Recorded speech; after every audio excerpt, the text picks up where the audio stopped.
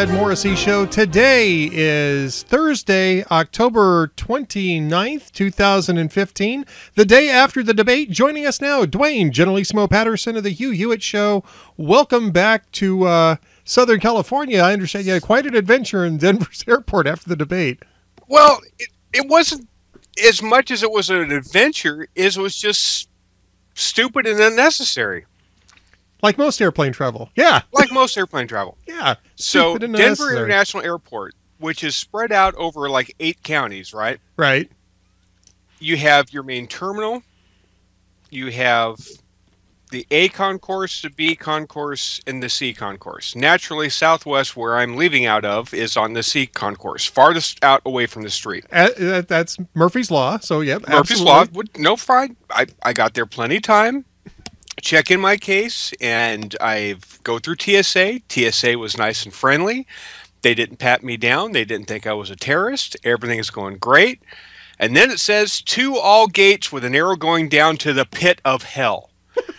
You go down a level, and you have to mandatory take a train to go to the concourses. Absolutely. I've been through it. The train, there's 2 of them. They have the east track and the west track. The east track was not operational because there was a train stuck at the terminal, and it was stuck there when I got there yesterday to get into town. It was still stuck there today. They hasn't moved yet. They apparently don't have the unstuck people on union pay and negotiated contracts enough to be able to do their unstuckery on the train that's in the east track. So now everything's on the west track.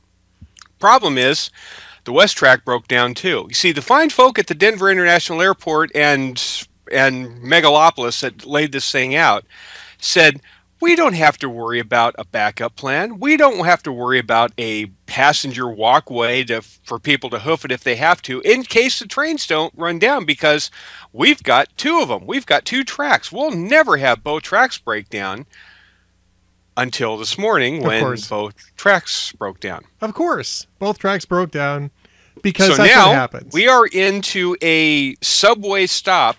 You're not allowed to go back up. Once you go down, you stay down until you get onto the train, and then you have to get off the train, the other side of the train, to be able to exit the building.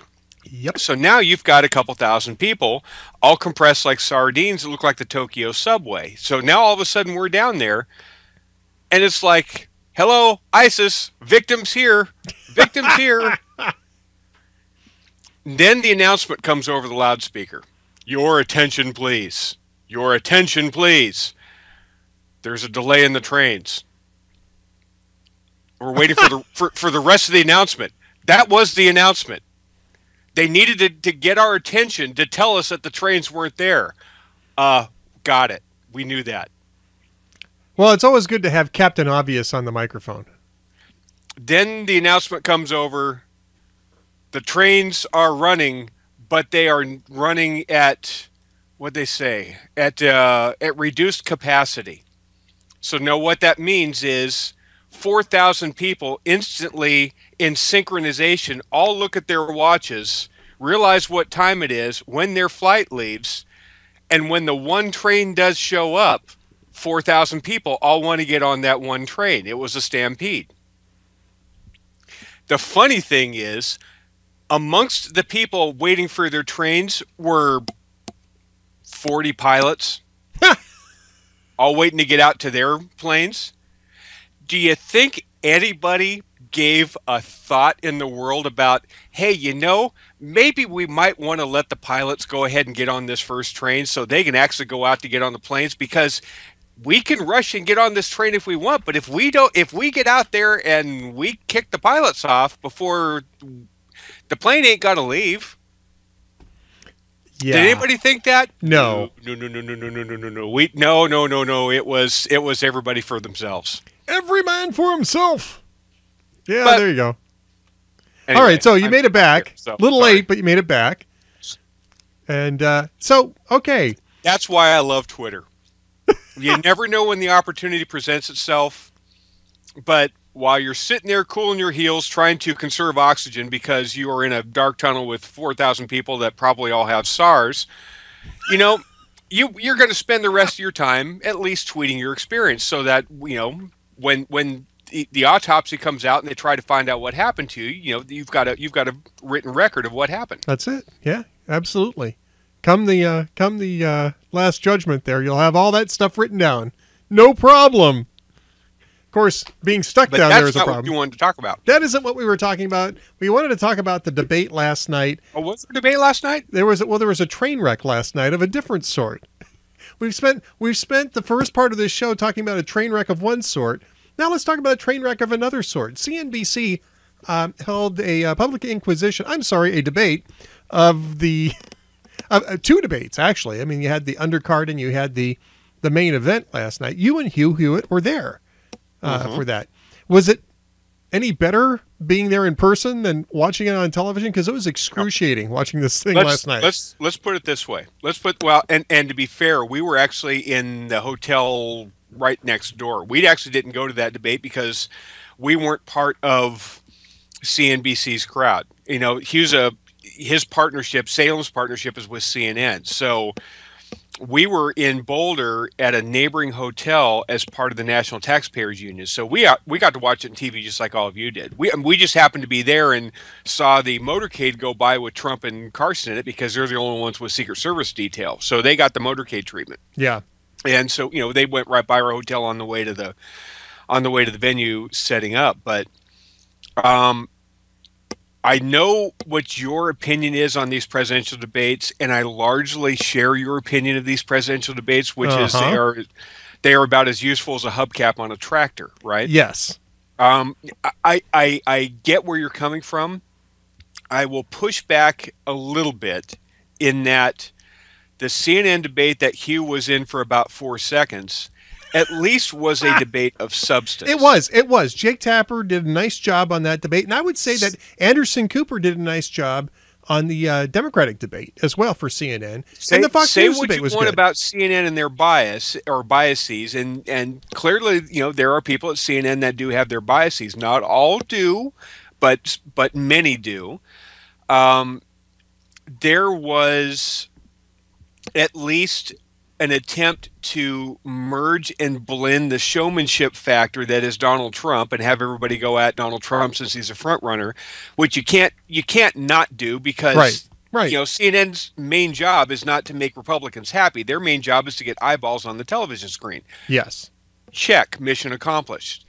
That said, they still got two issues. There were issue sets on defense and all sorts of other things that they did get into. It was organized. You had the Fox News debate and both of the CNN debates. I'm talking about the Democratic debate as well as the Republican debate were organized around topic areas, right? You had topic areas. You had defense. You had income inequality or economics. You had all these different segments. And that was true with the Republican debate on Fox News as well as on CNN.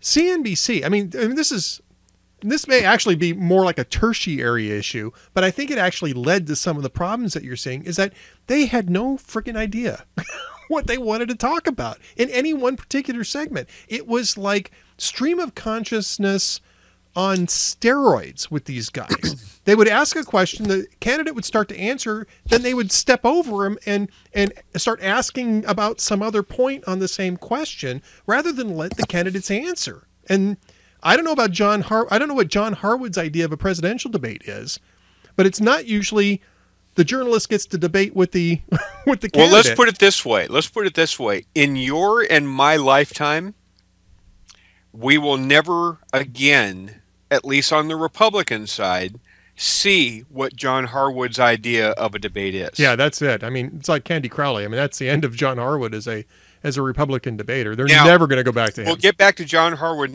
in a minute because I got stuff to say about him too. But the thing that was fascinating was to watch the Twitter reaction to all this. Yeah, and everybody agreed it was a debacle. I mean, there isn't anybody out there that said, "Boy, I learned something I didn't learn before." John Kasich thought it was great. Did you see that today? No, whatever. Did you see that though? Did you see that? No, I didn't. No, I actually missed that. John Kasich was praising the moderators.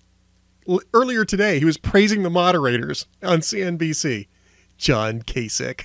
thought it was great. What was John Kasich doing going after Trump the way he did? That was, I mean, well, I mean, we can get into that. I mean, he was going after both Trump and Carson, right? Because it was both guys he was going after. I understand that, but I thought he was at the I'm not going to go negative because that's not the way I run that changed yesterday. Everybody needs to just learn who I am, and once they learn I'm still in the introductory phase here. You missed this. You missed this. That went out the window, didn't it? No, you missed this because the day before he decided to start going off on people.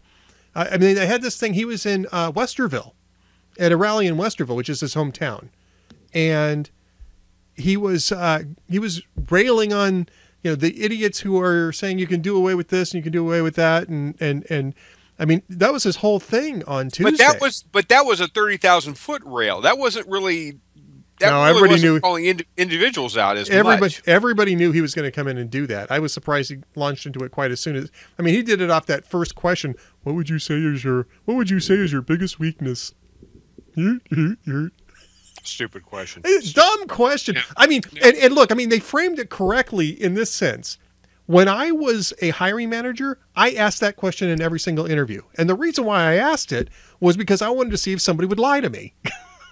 Now, that makes sense in a job interview. It makes absolutely no sense in a presidential debate. The big issues of the day are not, gee, what is my greatest weakness?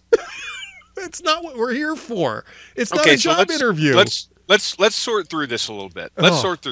Now, online, the long knives almost instantly when this debate were over didn't just come out at the CNBC crowd, which was very well justified and very well earned for all three of them. Kramer actually didn't do too bad. I thought Kramer and Santelli. I thought Santelli did a good job too. I thought both of those Santelli was good. Yeah. Santelli should have been on that stage the whole time. Yes. Well, both of those guys should have done the debate. They should have sent Becky Quick and Carl Quintanilla and John Harwood back to Double A where they belong. Yeah, to the filing room. Yeah, absolutely.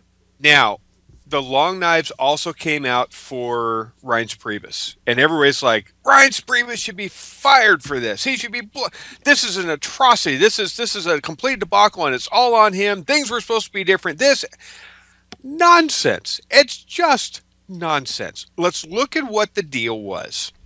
The deal was, how many debates did we have last cycle? 25? 23, 24 of them, something like that. Yeah. And reason for that was? Because they didn't have any control over the process. Okay. Now, we had control over the process, and Reince Priebus is like, MSNBC, didn't they get a debate last time? Yeah. Okay. This was their debate.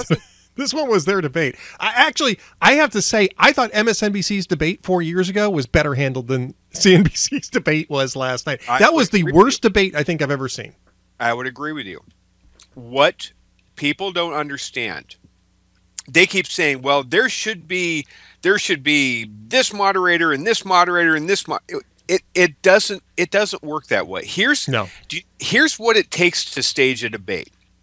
We talked to Mark Preston, who is CNN's wonder child when it comes to putting on these things. He's like the senior producer that is like this a stage director, the guy behind Oz that makes these remote things happen. Oversees the construction of the set, gets the roadies out there, builds all the staging. It's like a 350, 400 person operation plus outside contract help. It takes every bit of $2.5, $3 million for CNN outlay to stage these things. It's a big ordeal. Now, if you think that CNN is going to say, here we go, where do we write that check? We're going to outlay all this expense. And the RNC is going to say, and you have nothing to say about who's going to be the moderator. We're just going to use your airways for the night, and you've got nothing else to say about it. And go ahead and send that check in. Yeah, no. It doesn't work that way. And I get that. And look, I mean, if you want CNBC's audience, you have to deal with CNBC. The question I have for you, Reince Priebus is thinking, okay, CNN, I know I'm going to get blowback if CNN does it by themselves, so I'm going to force CNN to pair up with Salem. Right. There, that takes care of that for 3 of the 9 debates. Right. Fox, I don't have to worry about as much, and we can debate whether that was a wise thing for him to say or not. It was kind of a Kevin McCarthy moment, in its own way. Where actually, I didn't think Megyn Kelly was out of line. I didn't think Chris Wallace was out of line. No, but I actually thought that was a pretty well handled debate. So I mean, I understand that. What I'm saying is Reince Priebus got blowback from some saying that he didn't have to worry about Fox News and having to pair them up with a conservative. Yeah, no. I understand why people got. He kind of had his own Kevin McCarthy moment in his own way, kind of making a gaffe, meaning saying something that was true that he didn't really necessarily phrase the right way. You know what I'm saying? Yeah. Okay. So you've got the Fox things. Now he knows he's got to deal with the other bigs. CBS is going to get one, ABC is going to get one, NBC is going to get one. He knows that NBC is kind of a tarnished brand because of the whole Brian Williams thing on the parent network. He knows MSNBC is a total clown car. Yeah. So CNBC is the viable alternative here. And he's thinking CNBC, they've at least got Santelli in there. They've got Joe Kernan in there. I'm hopeful that they're at least going to ask economic questions. We can talk about the economy all day long. How bad can it be? And so we give CNBC one. Fox Business gets one. ABC is going to have to partner with somebody. CBS is going to have to partner with somebody.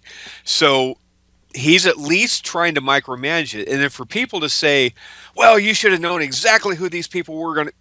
It just doesn't work that way, Ed. It just doesn't. And I get that. So to hold Reince Priebus responsible for what happened last night, I think was just not quite understanding how the process goes. Well, that's not necessarily atypical anyway.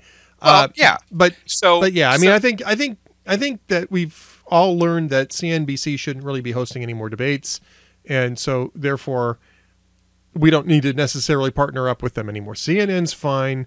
You're going to have to do ABC, CBS, or NBC. Fine, but I like the accountability of forcing them to partner. And I'm not saying that because we both work for Salem. I'm saying I liked the forced marriage. I'll say because I work for Salem. I know. I'm saying even if it weren't us, if it were somebody else that were a reliable conservative, was a forced marriage that they've got to get along. There's an accountability there that actually works better for what we want to get out of the debates. Right. Yeah. No, I don't disagree with that. Right. I don't disagree with that at all. But now look, the problem that came out of the clown car last night is that one of the problems. I'm going off of just as we're talking, things are popping up into my head. Yeah. So the length of the debate in the CNN debate was a 3-hour debate. On top of a 2-hour or 1.5 hour. Forget the undercard. Nobody remembers the undercard.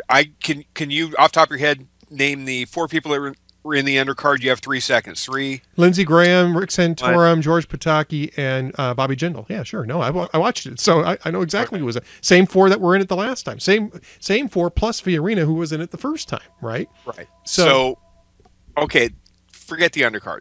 And God love Lindsey Graham. I love his ideas on foreign policy. I think he's at least got, I disagree with him on some domestic stuff, but foreign policy, he's not too bad. Right. I'd like to see him on the big stage, actually, at some point, on a little soapbox, make him a little bit taller. But the Donald Trump thing, when Donald Trump says, aren't you glad I negotiated with these people for like 2 seconds and knocked this down to 2 hours and got this. He was able to call his shot because of how bad CNBC was. Yeah. But I don't think that the 3-hour debate that CNN and Salem did was too long, because it got good in the 3rd hour. And in fact, you got to see, with the optics of what's going on, with the heat radiating through the glass, all the stuff that we talked about before with the last debate, Trump wilted in that last hour. He doesn't have the stamina to go 3 hours for all this high energy stuff. He kind of did a crash and burn through that last hour. Well, I mean, okay, so that was a couple debates ago, though, or it was one debate ago. Last night, he I actually wasn't that dynamic yet. Now he's able to call a shot and say, say, yeah, but he wasn't really that dynamic. Neither was Ben. Ben Carson's always kind of a mild mannered guy, anyway. But you know what they were doing? They were playing four corner, they were playing prevent defense. Right, they're playing. They're playing. Two safety defense. Absolutely, I get that, and I think it was smart. Let's talk about because Trump and Carson really aren't the story from last night. Jeb Bush and Marco Rubio, and then Ted Cruz. Those are the stories from last night. Yes. Jeb Bush had the Tim Pawlenty Obamacare moment of this cycle, and apparently does not realize it yet. Tim Pawlenty realized it immediately. Right? He understood immediately what had happened. I don't think Jeb Bush has figured it out yet because he's still out there talking about Marco Rubio's voting, attendance record in the Senate. Nobody cares. One, Tim Pawlenty knew it. And two, Tim Pawlenty's financial donors reminded him of that within about 24 hours. Yeah, it was over. It was over at that point, and everybody knew it. Tim Pawlenty knew it. The question today is, how many of those same donors is Bush talking to, and what's the over under and how long Bush stays in? Because I don't think. Let me put it to you this way. The issue with Jeb Bush, and with all the caveats that Jeb Bush is a good guy, he was a good governor in Florida. I think he gets. I don't think he gets enough credit for that, et cetera, et cetera, et cetera. Here's the problem with Jeb Bush, and the attack last night is just one part of this. This is a guy who had all of the advantages going into this cycle. He had the organization, he had the big donors, he had the big super PAC. He started early so he could try to crowd people out. He's had almost a year, and he's crashed and burned. And then last night, he decides he's going to go after not the number one guy in the in the polls, not the number two guy in the polls. He's going to go after the guy who's number 3, number 4, depending on where Cruz and Rubio line up in margins of error, right? And he offers up.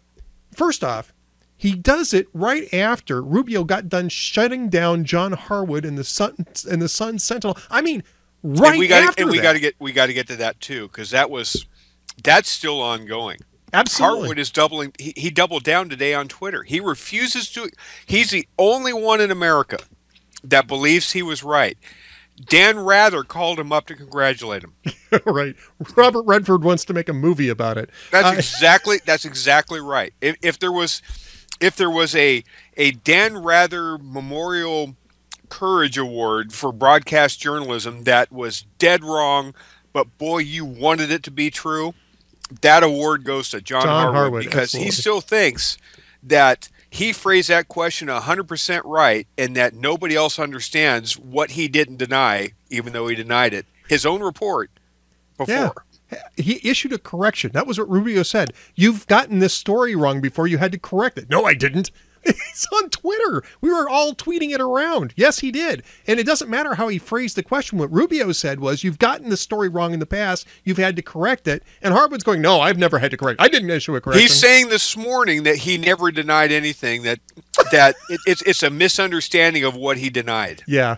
He's denying the denial. At any rate, to get back to Jeb Bush on this, how does Jeb Bush stay in the race at this point? He's squandered all the advantages. He's sinking badly. You know what the ironic thing is? Do you know how he stays in the race, or why he stays in the race? Because his last name is Bush.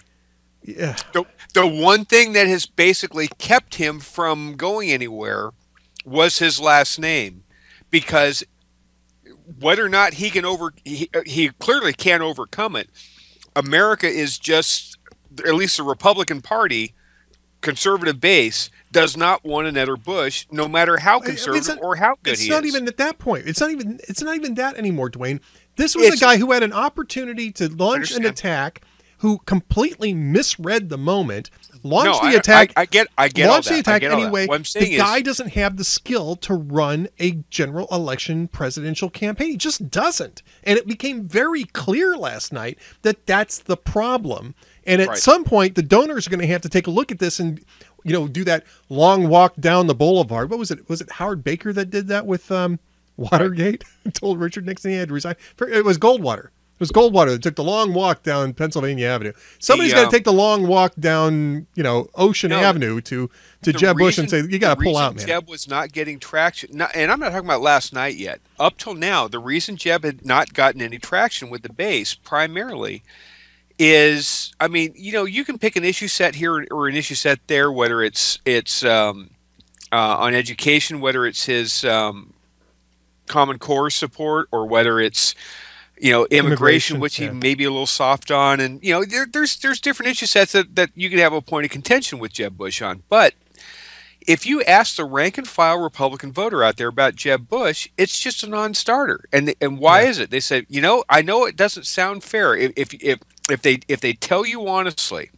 they will tell you that the reason I can't go for Jeb Bush is because we just know another Bush can't get elected in this country, and we've had too many Bushes, and it's just a non-starter. He may be the best one of the three.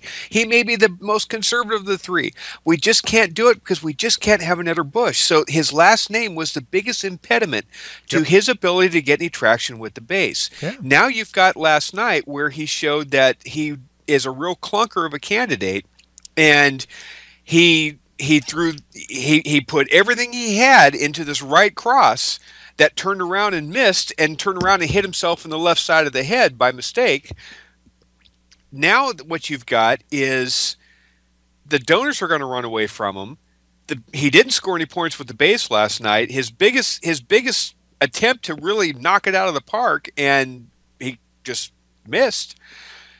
So now what you've got is, if you're Jeb Bush, the only thing you've got to try and stay in the race still is the fact that your last name is Bush, and you just have to hope that everybody else falls apart. Yeah. And what you've actually got to do now is hope for the 2008 McCain. McCain, remember, was dead. You buried him. I buried him. Everybody in America buried him. He was gone. He had the Straight Talk Express that went from the big coach to the short bus. There was nobody on the bus except for McCain and the driver, and yet he was going from stop to stop. And boy, he stayed in that race, and we were all laughing at John McCain because he was dead as a candidate. And a funny thing happened. Yeah, couple differences. First off, he was McCain and not Bush. Secondly, it happened earlier in the cycle. His collapse happened in June, July, and he was rebounding by this point in time. He was already back in the game by this point in time, 8 years ago. I take that. And thirdly, there was really no big front runner at the time. Now you've got Trump and Carson, who are basically sucking up all the oxygen. Bush is going to have to go through 4 or 5 people to get to that point, and And he's still the guy who couldn't land the punch yesterday. But your original question when we're going this is, what is his road to stay in the race? What is his rationale to stay in the race? If the money dries up and he's not getting any traction in the polls, what's his motivation to stay in the race? Honestly, it's 2 things. Emotionally, you have to hang your hat on a 2008 cycle, even though you're right that there's a couple of major differences. But if you're Jeb Bush and you've got to kind of delude yourself of why to stay in the race, it's because you're a Bush. This is what we Bushes do. And I'm the only one that's qualified to do this, because I did this before, and my family, I know how to run a general campaign because my brother did and my father did, and I was around both of them, so I know this stuff. I know this stuff. This is his rationale to stay in the race. I'm not saying it's a prudent one. I'm just saying if he stays in, that's his rationale. Yeah. But the money's taken effect because before this debate, he slashed the salaries of his staff by 40%. Yep. That's not a sign of, he called it a sign of strength. It's not a sign of strength. It ain't a sign of crap. It's a sign that things are going badly. And last night, he demonstrated to everybody very clearly that this is a guy who can't win. He doesn't know how to fight. He doesn't know how to pick his battles. He doesn't even know how to pick his targets. Why was he going after Rubio? This is a guy he endorsed. And by the way, John McCain, during that same 8 years ago, same period of time, the year before the election, missed 55% of his votes, and Jeb Bush was out campaigning for him. which and that's the thing is Marco knew this attack was going to Yeah, come. it's because they telegraphed it. I mean, they were out there feeding people this stuff. But even still, the one thing you got to say about Rubio is from debate to debate to debate, of all the people on the stage, you can make a case for Carly to a degree, but of everybody on the stage, and including Ted Cruz, Marco just reacts on his feet better.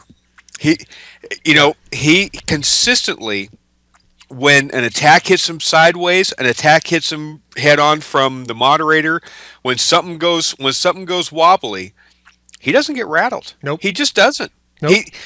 And to me, I like, call me crazy. I like that aspect in a potential commander in chief. I like that in a potential president, because have we ever in this country in the last decade or so had something that's gone sideways a little bit? I mean, Yeah. You want somebody that's got to be able to say, okay, I just got handed a ginormous excrement sandwich. Okay, now what do I do with this? You don't want somebody going, I should be able to talk to somebody about this. Marco, I'm one of your constituents. Marco knows the issue sets. He studies them. He reads them.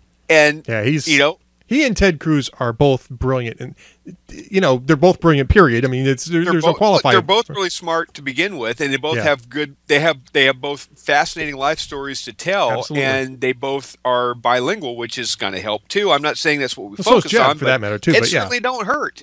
It's a nice asset to have on the campaign trail. Absolutely. All right. Well, I know we can't go too much longer with you, but we're going to go down the line here. Go. All right. Undercard. Any reason for these guys any reason for Reince Priebus and the RNC to actually have an undercard in the next debate? It's in 2 weeks. Oh, I'm sure they will, but I think it's a mistake. I think they should. I think Priebus has to say enough is enough. You guys have had 3 tries at this. Yeah, sure you can. You can just say, look, there's a cutoff here. We're just not going to have people on stage who aren't at least drafting to 4 or 5% of the poll. Sure you can. Absolutely you can. You can get rid of that undercard. You're not required to put. There's 100 and something people running for president in the Republican primary. I mean, people who have filed paperwork, right? They don't have all of them on stage, and it's a tough thing to do to Bobby Jindal. But what does it hurt to have the undercard? Because it's an opportunity for something to be said that's dumb. First off, secondly, it drags this thing out to like 4 or 5 hours, I should say. And I think it's a waste of time. It does for you and me. It doesn't for everybody else. I would love to see the split on CNBC of how many people watch the undercard versus how many people watch the main event. Okay, so that's an even better reason. Nobody's watching it, so why do it? Because you're not losing anything. You've got 14 or 14 voices, excuse me. Yeah. That everybody's talking about rather than 3 or 4 or 5. I just to me, frankly, I don't like the idea of the party from the top down saying. I think at a certain point, I mean, the party from the top down is saying only 8 debates, right? The party from the top down is saying we're only going to do them under these circumstances. That's what the party is supposed to be for, right? These are RNC events, and they're not letting some of the other people on stage. When was the last time you saw Gilmore on stage? I still think the attrition will take care of itself. I really do. It's obviously not working because these guys are in the race just so they can show up for the debates. I'm sorry, I like Bobby Jindal. I like Lindsey Graham a little bit too. I don't know what, and I like Rick Santorum, but I don't know what he and George Pataki are even doing there in the first place. Those guys are not going to go away until the venue disappears. They're going to be doing this forever. It's fine. Okay. My feeling is you get rid of the undercard. All right. John Kasich. Does he have anywhere to go at this point? Oh yeah, sure he does. Down? No. You think John Kasich still got a shot at this thing? Ed, he's going to win Ohio, right? How many? When's the Ohio primary? March. He's not going to be around until March. Sure he is. He wins Ohio. As soon as he wins Ohio, he's going to have a voice in the convention. His angle is he takes a swing state that the Republican Party cannot lose in the fall. And if worst case scenario, he's a VP pick. Well, I think that's probably a potential. I think there's potential for that. In fact, I wrote that today. But if you dump out now, why would you be a VP pick? Because he's still the governor of Ohio, and after last night's debate performance, I think another performance like that, and he's not going to have much credibility to be anybody's vice presidential department. If it's Marco Rubio or Ted Cruz, do you pick John Kasich after that performance last night, or do you look for somebody like, I don't know, Nikki Haley? What does Nikki Haley get you? I mean, I understand it's a woman on the ticket. Right, there's a woman on the ticket. She's also a governor, just the same as he is. You got to have Ohio. Well, of course you got to have Ohio. I'm not discounting that. There are other ways of getting Ohio than putting John Kasich on your ticket. Republicans were winning Ohio long before John Kasich was on somebody's ticket. We haven't in the last 2 cycles. No, of course not. We haven't the last 2 cycles. There are reasons for that. Right. But they don't involve John Kasich. In that last cycle, John Kasich won 66 of 68 counties in Ohio. Running against Ed Fitzgerald. Yes. Oh. Okay. Okay.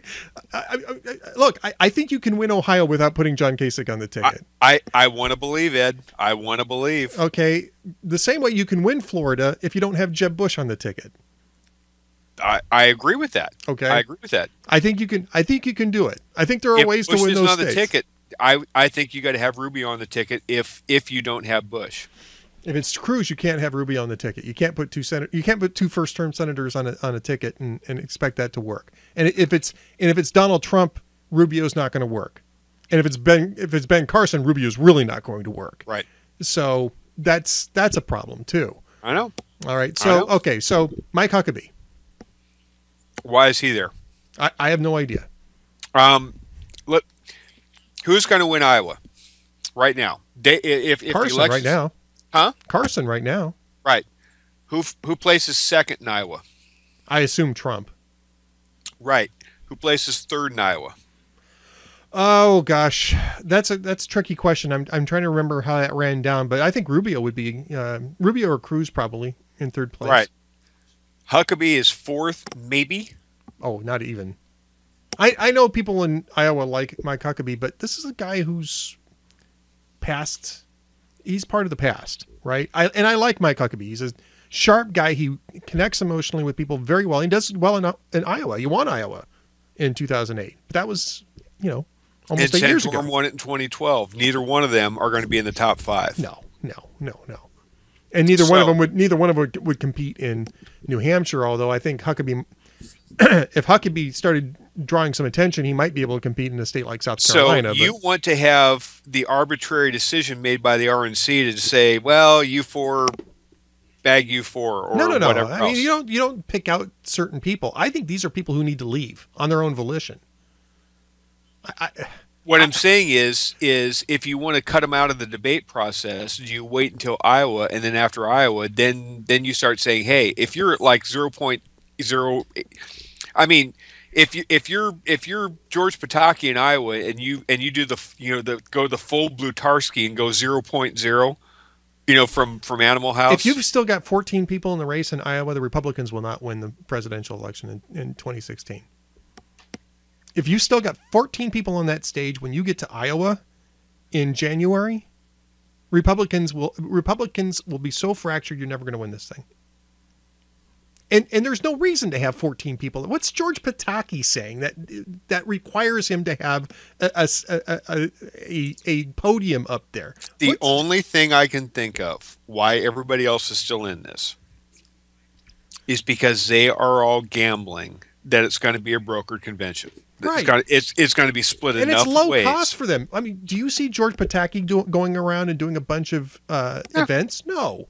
He's raising a little bit of money, and he's hanging around for the debates.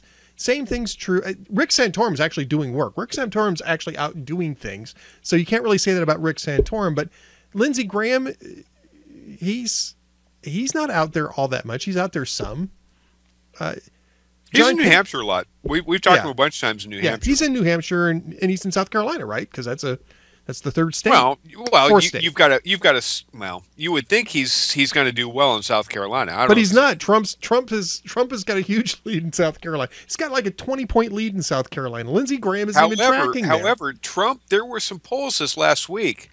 Now there was one that showed him all of a sudden rebounding back out and stabilizing out, but there was several polls that showed him fading in Iowa, yeah. and also fading overall nationally. All right, how about Rand Paul? What's he doing there? The fascinating thing about Rand Paul to me is because it was a payback for Rand Paul's support of Mitch McConnell's Senate race. Mitch McConnell pledged he would support Rand for his presidential campaign. And, that's fine. Political favors, that kind of stuff happens. Nothing illegitimate about that. Right, yeah. Mitch McConnell this week has already gone to Rand Paul saying, dude, I support your run for president. I'm keeping my end of the bargain. I'm here to tell you, get out. Yeah. And the reason I'm telling you to get out is because if you don't focus on your Senate race, you're going to go 0 for 2, and you could cost we're going to have a hard time keeping the Senate. Yeah. And I need you here, not farting around with a race that you and I both know you're not going to win. Right. The populism stuff that you tried, the libertarian stuff you tried, you're getting your lunch eaten by Ben Carson and Donald Trump. It ain't selling this time. It ain't going to work. It ain't happening. I will still publicly support you, but get out and focus on your Senate race while you can at least still have a job. I am actually surprised that he's doing. I mean, I'm not surprised that he's not doing well in debates because he's just not built for that. But I'm actually surprised that he is not doing better than he is otherwise, in polling, because that. How many of us were worried that he was going to have 10% of the vote and take that 10% and go independent and go third party and screw everything up? Me, I mean, I certainly was thinking about. That was a very real possibility that we were all worried about at some point. And that's why the pledge, the will you stay a Republican? Will we support the nominee? That was why that was really important early on.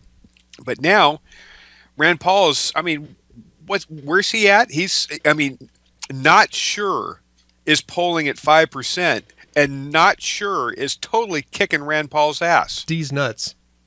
Yeah, exactly. D's nuts. All right, Fiorina. I think she should stay in. I think she's good on stage. Oh, she's how can you not have the only woman on the stage? Well, that too. But stage? I mean, she's sharp and she's substantive. Now, did she hurt herself last night? I think it was kind of a wash. I think she kind of stays where she at. The last debate, she helped herself short term immensely, and then she couldn't hold that wave because she couldn't kind of defend some things that were said, and there was pushback on there, and she kind of came back down to earth a little bit. Yep. And she hasn't rebounded, but I don't think she did the brand any damage. I don't think she helped herself necessarily. I mean, I always like when she's on there talking because I like having different voices up there. Yeah, I think she's good. I think Chris Christie is.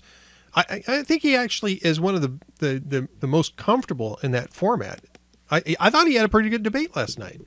Ted Cruz, Marco Rubio, those were the two winners. I mean, pretty obviously those were the two winners. Chris Christie had mic drop moments. Well, so did Ted Cruz and Marco Rubio. He did. Too, yeah. Christie had mic drop moments, and even in New Jersey, this is considered rude. I love that line. Or hey, so do you want me to answer the question, or do you want to go ahead and answer it? I mean, that's there was he had nice moments. He did. The thing about Chris Christie is, and I think you and I have talked about this before. Yeah, it's a double-edged sword with him. He's got the uncanny ability to recognize the moment, to have the Howard Beale moment and jump in and say, this is a bunch of crap. He recognizes that moment when to jump in. The problem is, the downside to it is, he's not deft enough to know to get in, say your piece, and then back out and glow in the moment of what you're going to get. He likes to step in at the right time, but then he won't leave. And he overplays his hand, and he plays that hand some more, and he plays that hand some more, and he says, "Didn't you see that hand I just played?" And the timing, he's got the timing right to get in, but the exit the entry he's got, the exit he doesn't. You know what I'm Yeah. saying? Yeah. Does that make sense? Yeah, but I mean, this is a guy who's very clearly having some fun with the debate format. He's good at it. He should probably stick around. He's a lawyer. I mean, he likes arguments. I mean, he likes mixing it up. I mean, it's fine. So Jonathan Last says the six that are viable at this point are Trump and Carson. Obviously, they're the top of the polls. You got Rubio and Cruz, Fiorina and Christie. Now, I think Fiorina and Christie have a very they're long shots to have a much impact on this.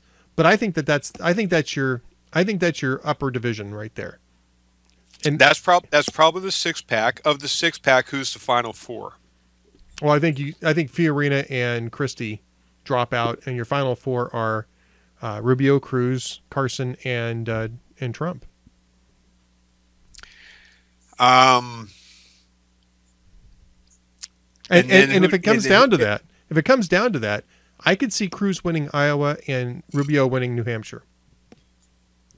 See, Cruz to me is the best positioned right now as far as a ground game. He wins Iowa. He's going to do all right in New Hampshire, not win it, but he'll do all right in New Hampshire. And he could do real well in South Carolina. He could. Although I think Rubio is better temperamentally suited for South Carolina, but I wouldn't underestimate either one of those two guys. If Cruz wins Iowa and South Carolina, and then in Nevada and wins like 3 of the first 4, mm-hmm. Then you start getting into the run the table bit and the inevitability of it all. And Cruz is actually in a pretty good position. Yep. Where Rubio's in a good position, if everybody else cooperates and reads the writing on the wall and checks their egos at the door, which there's no sure bet that's going to happen. Rubio is sitting right there in third place, depending on the poll, but he's right there at third place behind everybody else. And if you ask everybody a very specific question when you poll them, okay, who's your first choice? They tell you who their first choice is. Okay, who's your second choice? Everybody's second choice is Marco Rubio, right? Yep. And so if Jeb Bush gets out, where do his people go? I think they go to Rubio. They go to Marco. Yep. Where did a lot of, all 4 of Perry's people?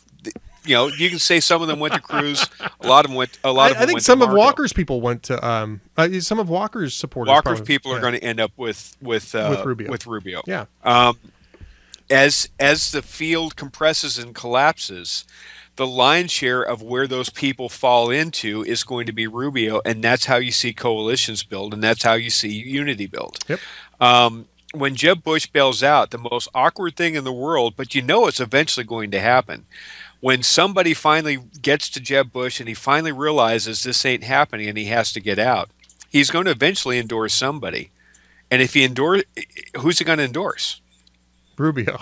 He's going to endorse Rubio. And how awkward is that going to be? Very awkward. It's going to be extremely awkward when he endorses. It's going to be just as awkward as when Tim Pawlenty got out and endorsed Romney after the Obamacare thing. Yeah.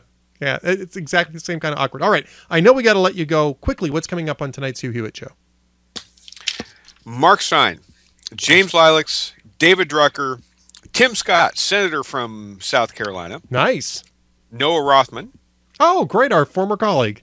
Ryan Lizza of The New Yorker. Will be interesting to see what he has to say. And then we're going to have an hour-long conversation with Dr. Bill Bennett about his new book. Really? That's interesting. Good for you. That's terrific lineup tonight. So that starts again. Lots coming up. Starts at 6 Eastern Time, 5 Central, 3 on the left coast. You can certainly watch 12 that o'clock in the Hawaiian Islands. 12 o'clock in the Hawaiian Islands. You can watch it on the Universe, HUGHNIVERSE.com, the troll-free web surfing experience for Hugh Hewitt listeners. I am a member. Dwayne's a member. You should be a member too. And if you're not, well, what can I say? You suck. You suck. Oh no, we suck again. If you don't do that, you can tune it in on the AM radio band. Dwayne, what should people do if they can't find it on the AM radio band? Threaten to have John Harwood host a debate in the general manager's office. I was going to say either that or look for it somewhere at the Denver International Airport. Either one of those two. Either one of those two ideas is pretty good, but you can also go to HughHewitt.com. Because a train wreck follows in either case. Exactly. You can check out all the train wrecks at the DIA.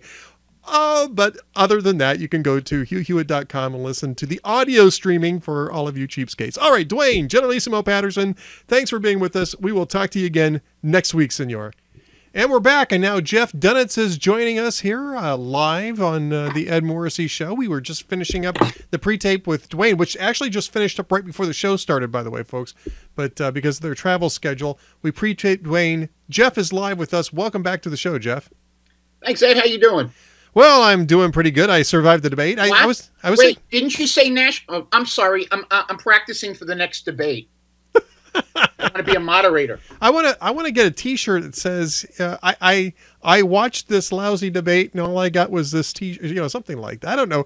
You got to have something that came out of that debate. We've kind of beaten this thing up for good, but I brought some props with me for the debate. Some props. This one. This represents Jeb Bush's campaign.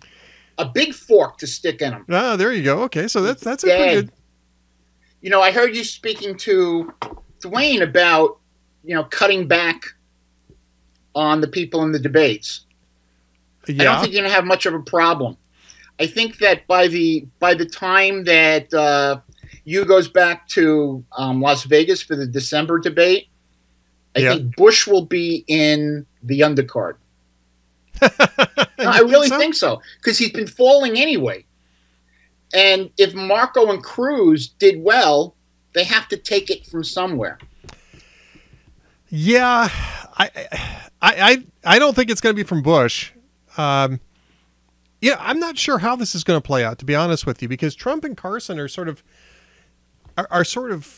sucking up the oxygen still here. I mean, they're controlling about half of the respondents in these polls. Right. Well, yeah, but no one really believes, flash polls, do they?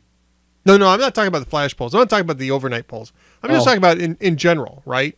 Right. Over the last, you take a look at the RCP average, and about half of the respondents, on average, are going to either Trump or Carson.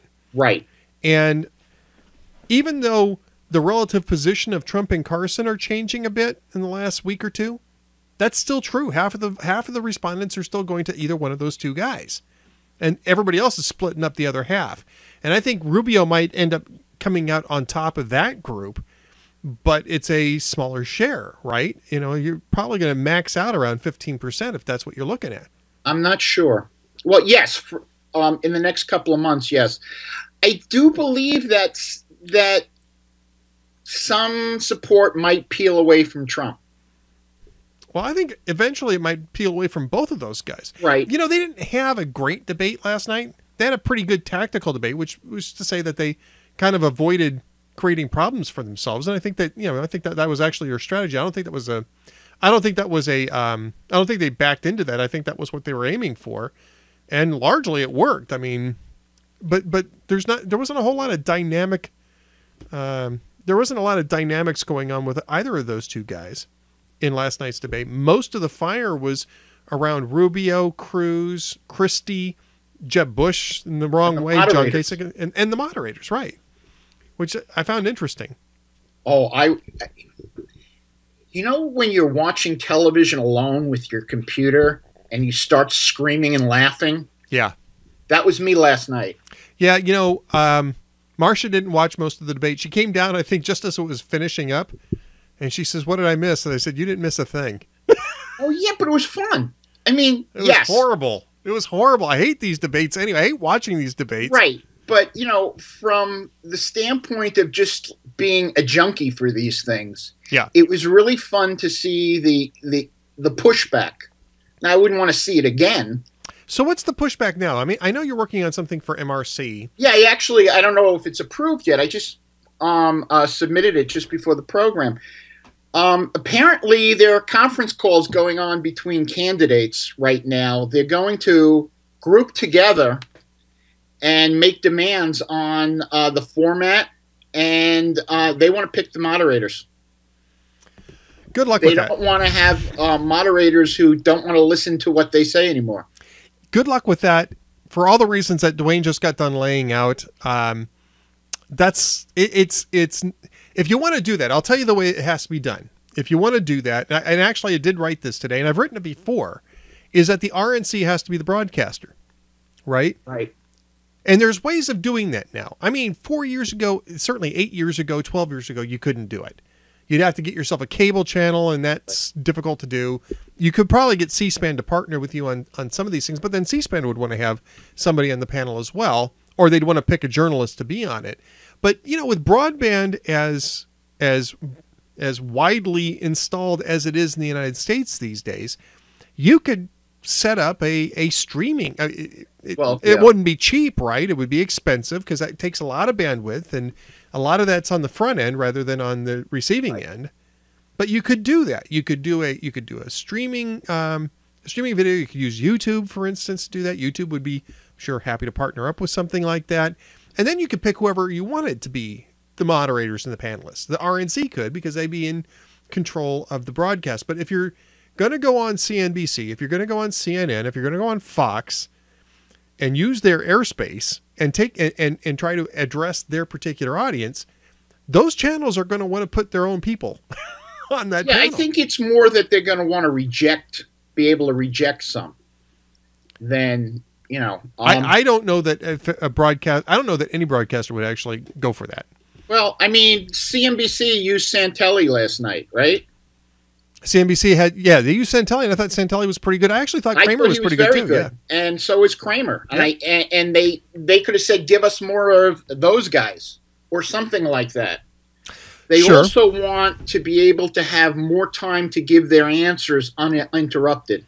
Well, true, but here's the problem with that, is that you've got 10 people on stage. Right. And if you've got 2 hours, that's 120 minutes. That's 12 minutes apiece. Right. Okay, how much time are they going to get, and how many questions are going to get asked? That's the problem. Well, yeah. If Obama was in the race, it would be one question. Right, exactly. And not just Obama, right? Some of those guys up there can gas on for a little bit. They're politicians. It's what they do. Jeb Bush takes a while to answer. Donald Trump takes a while to answer. Ben Carson actually takes a while to answer because he talks very slowly and he's very deliberate about what he's saying. Ted Cruz, too, for that matter, is the same way. So, yeah, if you don't have time limits on these things, these guys will run all over the place. Even with the time limits, they were running well, yeah, but maybe it's a minute instead of 30 seconds. Well, it was a minute. It was a minute if they were asked the question. It's 30 seconds for the follow-ups. Uh-huh. So it just seemed shorter. Well, it seemed shorter because, and here's the reason why, is because the moderators kept interjecting in the middle of the answers. That's what was right. And they want to end that. That's what they need to stop. And the candidates being able to interject. Well, you know, be able to talk over it. And these moderators had no control. I mean, forget for a moment that they asked really lousy questions. They had no control. Right. You know? So, but I got to tell you something. I really agree with you when that Paul may be out soon. I think Kasich is going to be out soon. Christie, I think his approval is going to go up again. See, where the New York Times editorial called for him to resign, or not to resign, but to pull out of the race. I'm sure he's very concerned about what the New York Times editorial board has to say about the Republican primary, by the way. But yeah, that was another one of these things. Well, and look, if you want Lindsey Graham to pull out, you got to talk to John McCain. Yeah, right, exactly. Right? And actually, during the early debate, I had this in my hand. Okay, yeah, Ahmed the dead terrorist, because every 5 seconds, Lindsey Graham was saying, "Bomb them, bomb them." Lindsey Graham, look, I think he's very entertaining. I actually think that he's probably doing himself a lot of good by being in these debates, because I don't think people got a sense of just how, what kind of a personable guy Lindsey Graham was before he started doing these undercard debates. But, it's 3 times with these things. It's enough. It's enough. These guys aren't moving. It's important. Yeah, they're going to have to start tightening up the requirements. I mean, I'll take a look at the Real Clear Politics average here while we're talking. They can't kick out Pataki because he controls the valuable lousy comb-over vote. No, that's Trump that does that. Well, yeah. But I mean, Pataki is the side to side. Trump is the forward back. But I mean, if you took a look at this and you say you have to score at least 2% on the RCP average. Oh, they're all gone. Well, all of the undercard would be gone. Pataki's at 0.2, Jindal's at 0.2, Santorum's at 0.6, and Graham's at 1. And I guarantee you Kasich's going to be in that range. Soon, maybe, but he's at 2.6 right now. He's actually slightly ahead of Christie at the moment. Then you've got Paul and Huckabee. So if you said, well, you got to score 5% or higher on the RCP average, right now, you'd end up with 6 people on stage. Right. Trump, Carson, Rubio, Bush, Cruz, and Fiorina in that order. And who would you lose? Huckabee, Paul, Kasich, Christie. And Santorum, except Huckabee and Santorum aren't going anywhere. Well, and the undercard. Iowa. And I meant the undercard. You'd lose the undercard. You'd also lose Huckabee, Paul, Kasich, and Christie. So you end up with 6. I think you might see Christie up by like 5-6% after this week. I think Bush is going to be dropping. And Bush is still talking. I just was checking Twitter. Was on Fox, and he doubled down on it.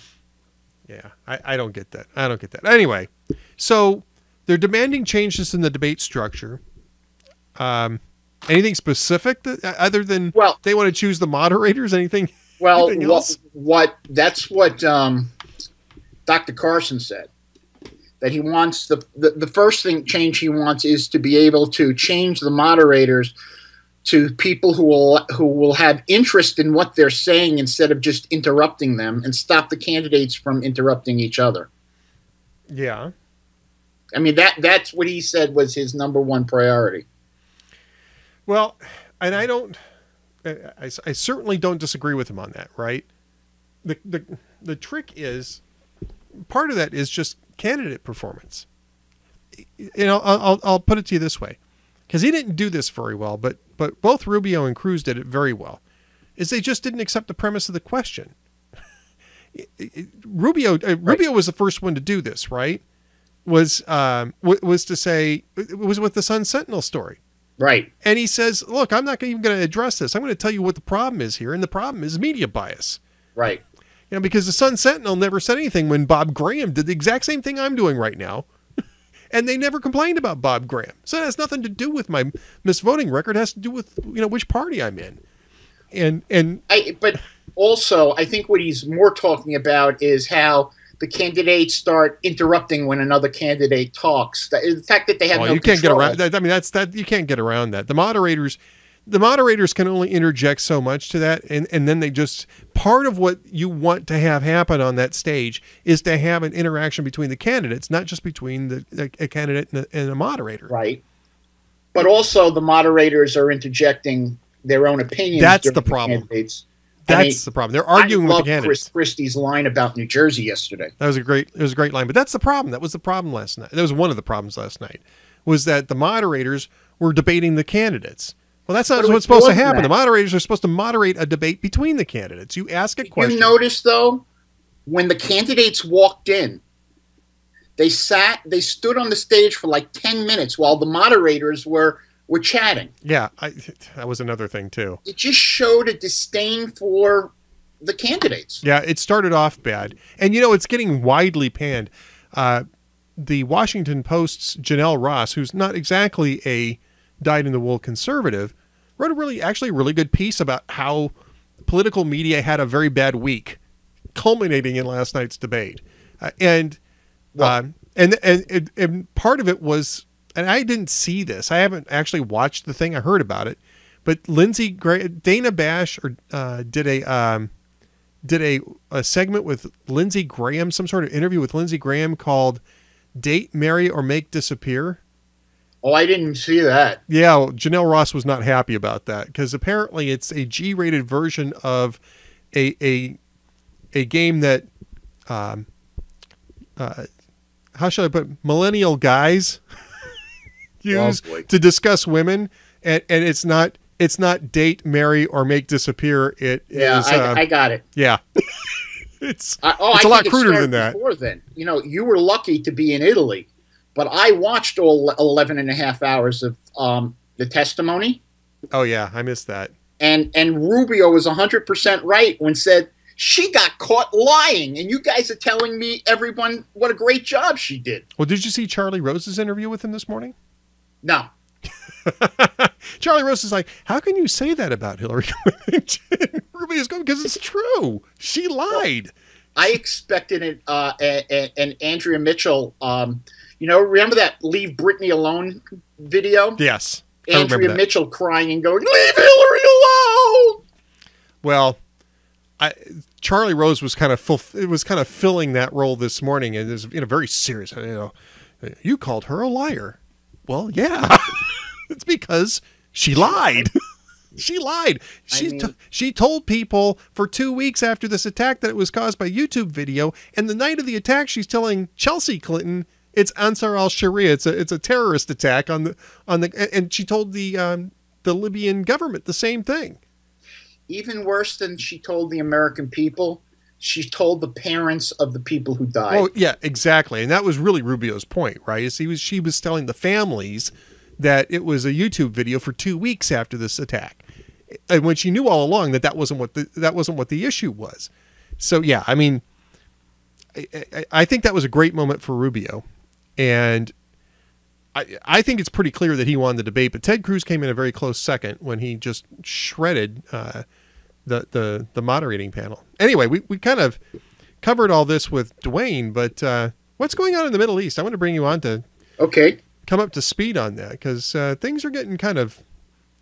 Is it true that the Soviet Union has reestablished itself in Syria? Yes. Yeah, I was kind of thinking that. It's also true that Iran is participating in the talks at the U.S. invitation, an American invitation. And it's funny because the congressman from Schiff, Adam Schiff, yes, was on MSNBC yesterday talking about how I think it's wrong that Obama's inviting them into the talks, and I'm thinking, you idiot, you gave him permission. You voted for that deal. Everyone said that if the deal goes through, Iran will be able to exert its influence in the Middle East. You said it was a good deal. As a matter of fact, he did it early so Obama could march him around the country as like the house Jew, saying, see, this Jewish guy supports the deal. So, I'm not surprised. Okay. Yep. And there's another story that I haven't seen a follow up on, that when the inspectors went to one of the sites and expected to see nuclear materials there, because Iran used to supposedly do their testing there, there was nothing there, which means they moved it to somewhere else. Right. But aren't telling them. Well, I mean, what do these people think? I mean, do they really think? And then, for about 6 months, actually for over a year, Palestinian President Abbas has been claiming that the Israelis are trying to take over the Temple Mount. Now, not necessarily take over, because the big sin on the Temple Mount was Moshe Dayan's, right? Well, that's sin, but I'm talking about now. Oh, the worst thing a non-Muslim can do if they go up to the Temple Mount, pray. Either a Christian or Jew, if they pray, yep, you can have naked sex on the Temple Mount. That's okay. But you start screaming, "Oh God, oh God, oh God!" You're in trouble. And this is one thing I don't understand about Christians. Not you. No, really, seriously. Where in the Gospels, from what I remember, and I'm not a student, like Jesus went up to the Temple Mount, he threw all over the tables who were selling, money changers, et cetera, et cetera. Right. Am I right? Right. Yep. Okay. So, and that site is holy to Christians, isn't it?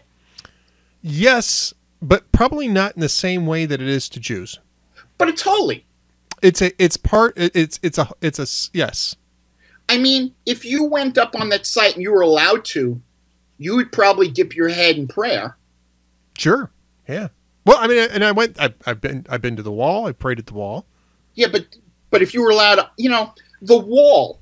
But people don't understand. The wall is just a retaining wall that was around the mountain. Exactly. So the whole damn thing didn't collapse. Right. What you're talking about is up on top of the Temple Mount, where the temple was located before the destruction of the temple in 70. And one of the things I wrote while you were away was Muslim text says that whole Temple Mount complex was Jewish. Around the end of the first millennium, okay, in the year 1000, there was a synagogue up on the Temple Mount. I didn't know that. And the Muslims didn't care. As late as 1925, okay, the Muslim the guys who run it, they published a guidebook for the Temple Mount, like what to see and stuff like that. Yeah. And in it, they said there's no doubt that this was the location of Solomon's temple. Okay. Which now they deny there was ever anything there. Well, you know, and I know that this is not about religion, right? This is about politics. It's about ownership. It's about politics. It's about trying to destroy other religions' heritage to the sites. Yeah, but then again, you have to claim that the Church of the Holy Sepulchre it has nothing to do with Christianity. Right. Yeah. Well, they make a lot of claims about Christianity, and they always have. I mean, it's always been a synthesis, right? The Muslim religion has always been a synthesis. It followed Judaism and it followed Christianity. Right. And it was a synthesis of both of those things, but in a perspective for basically the tribal politics of Muhammad. There's actually a really good book written by a priest about it, and I think a fair book, but it does do what do you call it? A comparative study specifically between Christianity and Islam, but obviously because Christianity. Sure, they left the Jews out. I was just about to say, obviously they do include the Jews because that's part of Christianity as well. So there you go, Jeff. Well, you don't have to worry about that. The interesting thing is that when Muhammad created the religion, he expected all the Jews to convert. He expected everybody to convert because this was the final revelation. This is, according to them, it's the final revelation. It follows the Old Testament and it follows Jesus. But in order to do that, they had to argue that Jesus was not the Son of God. He was just a prophet who was misunderstood. And you know what we Jews say? Shalom. We don't disagree about Jesus. We say he was a nice Jewish boy who went into his father's business. There you go. What we argue is what the father's business was. There you go. Okay. But I mean, that's what this is. It's a synthesis and it's based on, it's a very interesting book, and I wish I had it handy. I know it's on my desk someplace, but that's not a big qualification because everything's on my desk. Yeah, you should see mine. But I mean, this is what it was. I mean, Muhammad was contending. You know, he had these visions, and he would enter into these debates with itinerant Jewish merchants who weren't necessarily experts. Right? They were merchants. Right. They were Jewish and they studied, but they weren't necessarily they weren't theologians. Right? And they would have these conversations, and Muhammad felt like, okay, well, I'm prevailing. These things must be right. Then he ran across Jewish theologians who shredded his arguments about what was going on in what we call the Old Testament, obviously, in the Torah. And all of a sudden, then the Quran starts treating Jews much differently in the later verses because of this. Right. And it's because they were disputing him, and they were disputing him vehemently about what his interpretation of this stuff was. Hey, that sounds like Obama. And I'm not saying that he's Muslim. I don't believe that. I'm just saying that it's the way he treats people who disagree with him. Well, yeah, except that he wasn't, Obama doesn't behead people. He doesn't declare war on them. He just has them audited. There you go. See, just something simple like that. But I mean, that's I'm only going over that particular part of history is because that's what happens with the Temple Mount is, and everywhere else too, where you have conservative Islam, not even radical Islam, but conservative Islam. Wahhabi is it's actually somewhat more radical than people think it is, but you don't have Christian churches and you don't have Jewish synagogues because Islam supersedes all of that. Right. And to have that is sort of like retrograde. It's the way the Iranians treat the Zoroastrians, for instance, which is even more going further back.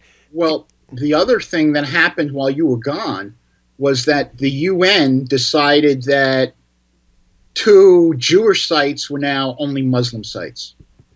The Tomb of Rachel, which Really? I don't know where they get that from. Really? Which to Jews, it's important because there's some theology that when Jews were exiled, and we're supposedly still in exile, but that Rachel pleads with God to allow the Jews back home. So, I mean, that's the theology behind it, and it's Joseph's mother, Mm-hmm. and Right. the Cave of the Patriarchs, which is Why would those Abraham, Isaac. Why would Jacob. Why would those be Muslim sites though? Well, because the Muslims, they think that Abraham, there's no reason for them to believe the Tomb of Rachel is theirs. But the UN just Right. agreed with them. At least with the Cave of the Patriarchs, you have their ancestor they see as Abraham. Right. They say Yes. Isaac wasn't buried there, but Ishmael was. Right. Okay. All right. So that makes sense, I guess, in a way, But I don't know but what not they do with exclusively. Jacob and Esau's head is in there too. But not exclusively. I mean, you can make the argument, I guess, that because they trace their lineage back through the same way that the same lineage Right. that Christians and Jews claim, right? That Right. that it's a shared heritage. But you just said it. That Because it they're supersedes. the latest prophecy, It they sup- supersede everything. It supersedes everything else. And by the way, that's the reason why when really radical groups like the Taliban or ISIS take over territory, they destroy everything else that came before them. Well, there's an interesting theory that the Taliban was one of the tribes of Israel that were scattered by the Assyrians. I swear to God, I read that. It was like in the Times religion section about 5 years ago. Okay. I don't believe it, No. but I think they're just blaming the Jews for something else. I think you're right. All right. So the Russians are coming. The Russians are coming. The Russians are there. And we're even asking the worse- Iranians to sit down and decide how to settle the Middle East. I mean, this is And while that's happening, the Palestinians are rushing with knives after any Jew they can find. it's sort And of everybody's blaming the Jews. I guess we're bleeding. We're getting the streets dirty, including Kerry and Obama. yeah. I did catch a little bit of that. I mean, some of that was happening before I left too. I mean, that's been going on for a few weeks. It's not organized very well, but it is going on. And Well, yes and no. I mean, it's certainly being incited by the Palestinian government. You're right, it's not being organized, but the Palestinian government is making speeches like, those Jews want to want to walk on with their dirty feet on our Temple Mount. yeah, They're permitting TV shows on the thing on how to kill a Jew. yeah, I saw something about that too. Also, stuff online about that. Absolutely. And if they really wanted to do it, all they have to do is make us eat more. Because let me tell you something. Open There's up some more Jewish Chinese food that are so full of cholesterol that, I was going to say, open up a few more Chinese restaurants. That'll do it. well, yeah. Yeah, see, that's the weakness right there. But you know what? Not only is that happening in the Middle East, but we're having problems with China and their islands. Yeah, there was an announcement today that there was some sort of agreement that everybody's just going to leave those things be for a while. Yeah, but Russian planes are buzzing our ships. Yeah, the USS Reagan, right? Right. Yeah. So, I mean, I guess this is what you get from leading from behind. I mean, this really is. I mean, we are at probably the weakest point that we've been in since the late 1970s. And not surprisingly, exactly. It's because of the same, it's because of how we've been dealing with Iran, right? And Russia. And Russia, right? And Lebanon, Syria, Lebanon, that area. Remember, that was also part of that whole mix, the Lebanese Civil War in the 1970s, in which Iran started to get involved after Khomeini took over. And Syria, right? And so, yeah, I mean, it's like the worst of the 1970s all over again. Just remember that it was Jimmy Carter who forced the Shah out and told him to let Khomeini in. Well, okay.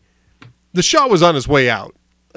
Well, yeah. I can blame Carter for a lot of things, but the Shah was a weak sister in Iran, and he was going to be on his way out anyway. The problem was that Carter undermined him, which basically pulled the last rug out from under the guy's feet, and then allowed him into the United States.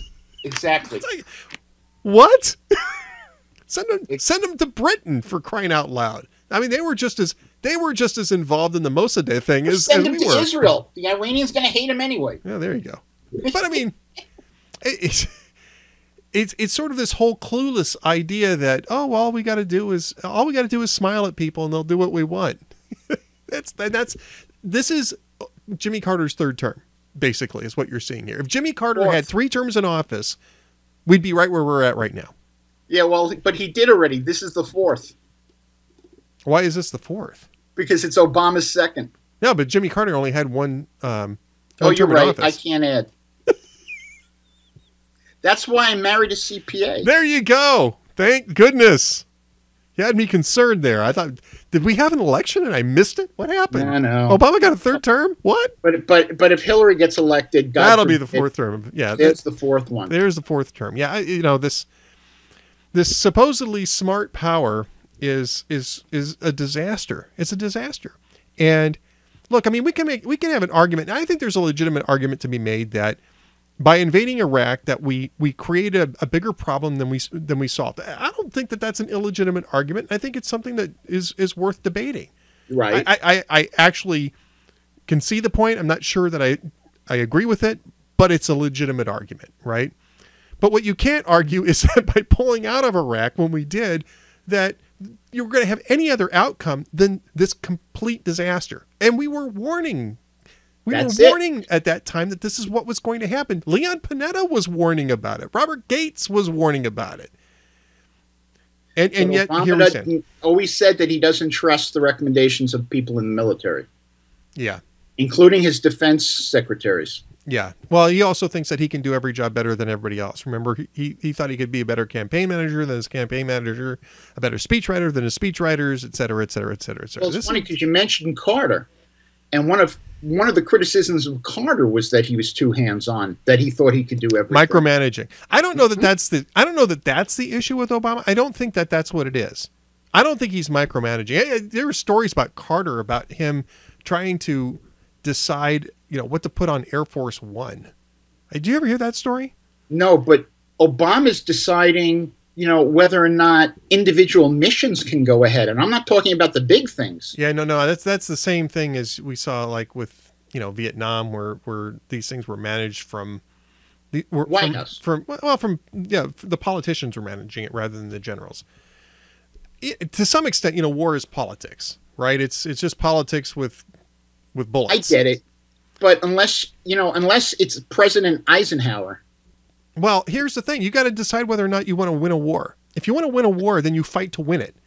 If you don't want to fight to win it, don't fight it in the first place. And this is the reason why I am coming around to the idea that it's a bad idea to send American troops back into Iraq. Oh, but we're doing it. I know we are. And I think it's a bad idea. And the reason why I think it's a bad idea is not because I don't think we should intervene there, but because the type of intervention that's going to happen is not just half-assed, it's quarter-assed, it's eighth-assed, it's microscopic-assed. Do you remember? It's not going to suffice. It's going to be like the intervention that we did with Syria, where we spent $500 million to train 54 people, 50 of whom got killed almost immediately, and the rest just ran away. Well, do you blame them? I would run away too. If I was one of the lucky 4 that managed to make it through that process, I'd be running as far away as I possibly could. You remember Rambo 3? Did you see it? No. Well, at one point, I don't think I saw Rambo 2 for that matter either. When they're trying to get Rambo to join in on this force, he says, "Sir, do we get to try to win this time?" Yeah. I mean, it's what happened in Vietnam. This is what happened. It's happened in Korea too, for that matter. It happened every time you go into something as a police action, rather than to say we're going to either win it or we're not. That's it. You don't put our heroes in danger. Well, unless it's to win. You don't need this. And you shouldn't do it unless there's something that's significant for American security to win. I mean, we should also say that too. But well, I mean, I got to tell you, I didn't think we should have gone into Iraq, but when we went in, I thought we should win it. Right. And actually, that is what we did in 2003. It's what we did in 1991 too. Right. Now, what we didn't do is we didn't prepare for the insurgency, so we didn't have enough people on the ground. That's a legitimate complaint too. That's legit. That's a legit complaint, and we had to end up ramping up. We had to escalate. Basically, I didn't want to call it an escalation. I called it a surge. But basically, it was an escalation, right? In order to tamp down the insurgency. We had that fight won. We had actually won that fight, and we pulled out and let the whole thing go right back into the crapper. So, yeah, you can argue that the initial invasion in 2003, the second invasion in 2003, might have been a bad idea. But at the same time, then you also have to calculate the fact that you had a genocidal dictator with 2 sons who were going to succeed him. And this is a guy who had killed off about 80% of the Marsh Arabs, had been trying to wipe out the Kurds, had used chemical weapons against the Kurds. And as soon as you let up on him, you knew he was going to go back to doing those same exact things, which supposedly were the type of thing that we were supposed to stop when we decided to depose Gaddafi in Libya 4 years ago. And we did the same thing. We didn't have somebody ready to take over. Well, we didn't have somebody ready to take over, and we didn't put any boots on the ground to control the situation. You know, it's interesting because I know a lot of the liberals and progressives say that, we went into the second Iraq war because of Israel. And actually what Ariel Sharon told Bush is if you get rid of Saddam, you're going to lose your only check that you have on Iran, and Iran's going to try to take over the region. Yeah, Henry Kissinger's famous statement, it's too bad they both can't lose. Yeah. Right. Yeah. And Bush said no and went in anyway. Well, and I think he was thinking that we would have a presence in there for 30 years. And that we would be the check on that. People say you can't have a presence for that long. And it says Shepard Smith says it all the time. Well, how long have we been in Korea? 60 years. Well, more than 60 years now. 62 years. 63 years. So is Iraq our longest war, or is Korea? No, we're still in Germany. We still have troops in Germany. We're obviously it's not a pacification thing, but we're still in Germany. We're still in Japan. We're still in Japan. I mean, there's a lot of controversy over the radios. There's a lot of controversy over that. The people in Okinawa want us gone, but we're still there. It's time for Japan to start. You know, one thing I do agree with Rand Paul. I think it's time to make some of our allies that can pay for their own stuff. Yeah, I don't disagree with that. Germany's well off. Yeah, I don't disagree with that. But here's the bigger issue. You can probably make some of that. First off, with Russia starting to become aggressive again, that is now a significantly different situation than it was 10 years ago. And I don't think that Rand Paul has considered that. But the other part of that is that we have naval bases all over the world because we're protecting the shipping lanes. Right. It's what the British Empire did for 300 years before the U.S. Navy took it over. And speaking of shipping lanes, guess who put their warships out in the Atlantic? Iran? Yep. Yeah. Well, they've got, I think, diesel subs that are out in the Atlantic, have been for a while. Well, I know at Subway they have ones with little boys for their spokesman. Did I say that? You did. You're terrible, Jeff. You're just I really am terrible. All right. We got to wrap this up, Jeff, but what's coming up next for you? Still pushing away. I have to tell you, knock on wood, ever since I became part of the Liberty Alliance, my traffic has tripled. That's great. And it's not because they're feeding me stuff as much as the site's much better.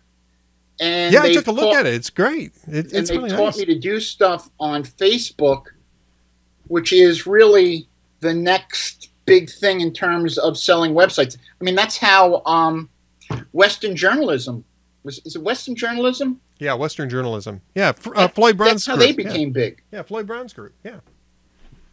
So that and the family, because I can be like Ryan, like Paul Ryan. Yeah.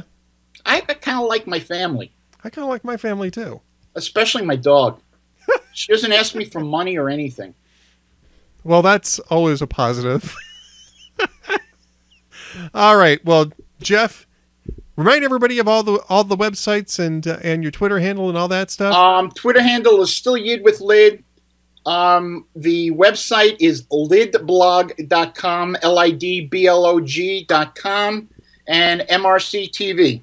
And now, does JeffDunetz.com resolve back to lidblog.com? Yeah, that one does. And believe it or not, I found a little fix to make sure that Blogger doesn't allow you to forward. Really? Yeah, but I found a little fix to make that happen. Well, that's good, because that's odd. I mean, it's strange. Because they don't want you to use your one of their properties to send people to another. I mean, I can understand that. I can understand that. That makes sense, yeah. But that, and Tuesdays and Thursdays you can find me right here in the chat room. Excellent. And I am a member of the universe, and you should too. That's right. The HUGHIVRC. Precisely to bust Duane's chops. Somebody's got to. Somebody's got to do it. All right. Well, Jeff Dunetz. Thanks for having me on. It's great having you on, sir. Great talking with you again. Jeff Dunetz from lidblog.com. Send my love to Marcia. I will do that. She's listening, so she just got that, and I'm sure she sends it right back to you and Lois. So, super. Take care, man. Talk to you soon, sir. Got it. Jeff Dunetz from lidblog.com has been my guest today, and we're going to go ahead and take the opportunity to hit the road at this point in time. I want to thank everybody for being with us. I want to just mention, of course, that Going Red coming in spring 2016. Still working on the release date and the cover. And in the next couple of weeks, I think we're going to start hearing more and more about Going Red and the book. Also, lots of interesting stuff coming up at hotair.com, so be sure to check that out. We're going to be doing some more very interesting ways of plumbing the politics of presidential primaries. So there you go. All right. I want to thank the folks in the chat room today. Thanks for hanging around. And I want to thank Duane for, just to let you know, he really had to work hard to carve that time out. And initially all he wanted to do was a half an hour, but we were having such a good conversation that he just kept going. But I mean, they just got back from Boulder, I think maybe about an hour before we started doing the pre-tape, and they got a bunch of stuff to do for the show tonight. So hopefully I didn't impact that too much, but Duane, thanks very much for doing that. It's always great to have Duane on the show. I mean, I don't know what I'd do on a Thursday without Duane. You just can't do that. Going Red, the book about Ed's transformation into a vampire and back again. Interview with the blogger. There you go. All right. That was from Cranky T-Rex. He's the guy who runs the chat room. And he did a great review of Supergirl last night on Hot Air, so be sure to check that out. He writes at buzzpo.com. His own blog is at crankytrex.blogspot.com. Occasionally contributes at hotair.com. You can find him on Twitter at crankytrex. And you should find him on Twitter. If you're not following him, you should be following him already. Let's go ahead and play a little walking music to take us out here. There we go. I gotta move the dials here. Gotta figure out where all the dials are at and start moving them around. Who else has been? Oh, thanks, Photog357 for coolness on the book. Are you saying you want Tom Cruise to play you in the movie? Well, we are the same age. I think he's actually about 6 months older than I am. And I look like about 16 years older than he is, so, you know. Life ain't fair, folks. Life ain't fair. All right, who else has been in the chat room? Don't forget to put your own URLs and Twitter handles up in the chat room. We're all about shameless blog promotion here at the Ed Morrissey Show. We got TR4A, my cousin Mike, handling the troll gun today. An unbridled act of nepotism. I gave Mike the troll gun. Thanks, Mike, for keeping the chat room safe for democracy. Brick Nichols, one of the fabulous triples, and my Hugh Cruise mate. Fausta from faustasblog.com, a great Western Hemisphere blog. I read her every single day. So should you. She's doing some great work over there, and Cruz is about a foot shorter, Fausta says. Well, that's true, too. Iron Ked, Juanito Cabron, Mike Rathbone86 back with us. Good to see you again, Mike. Mr. Fastbucks, another one of the fabulous triples, and Photog357, another fabulous triple here in the chat room. The Hugh Hewitt Show starts in 25 minutes, folks. 25 minutes to get tuned in at the Hugniverse, HUGHNIVERSE.com. Make sure that you sign up so that you can actually watch the show tonight. I'm a member. You should be a member too. All right, Tuesday, we're going to come back with another show. Andrew Malcolm comes back. We'll have more guests Tuesday, Thursday next week, 4 p.m. Eastern Time, 3 p.m. Central, 1 on the left coast. Don't miss a minute of the Ed Morrissey Show. We'll see you later, folks.